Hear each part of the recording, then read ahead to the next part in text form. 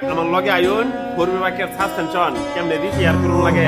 দেখাই দিই আপনাদের করার লাগে প্রথমে আপনার স্প্রিংটারে খুলবেন স্প্রিংটা খুললে আইরা এটার উপরে যে নাটটা আছে এই নাটটা ছোট ছোট বাড়ি দিলে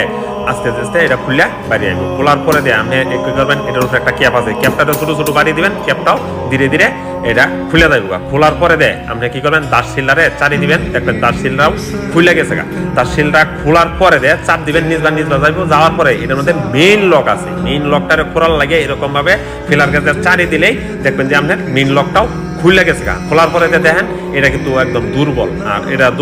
লাগাইয়া ছোট ছোট বাড়ি দিলেই দেখবেন যে এটা খুলে পড়ছে সবকিছু খোলার পরে দেয় যে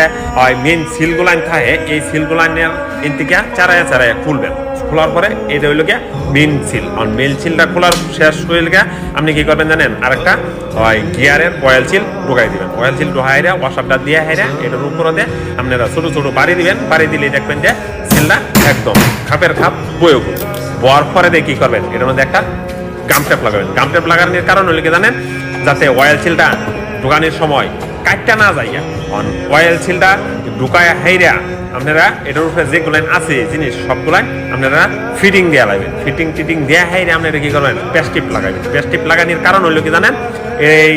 টিউবটার মধ্যে একটু হাওয়া জমে হাওয়াটা যাতে না বাইরে করে আর তেলটা দিবেন কিরকম আপনার একটা অনুমান আছে এটার অনুমান করে হাইরে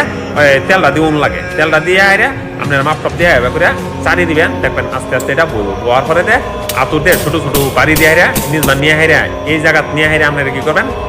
লকটা লাগাই দিবেন লকটা লাগানোর পরে দেয় আপনি খালি পরীক্ষা করে দেখবেন যে এটা নিজবার নেওয়ার পরে দেয় এটা ধীরে ধীরে কিন্তু উপর উঠবো এটা হলো ফোরবি বাইকের একদম 100% থাকতে হইব এটা উপর উঠুন লাগবো ফোরবি বাইকের নিয়ম হইল গিয়া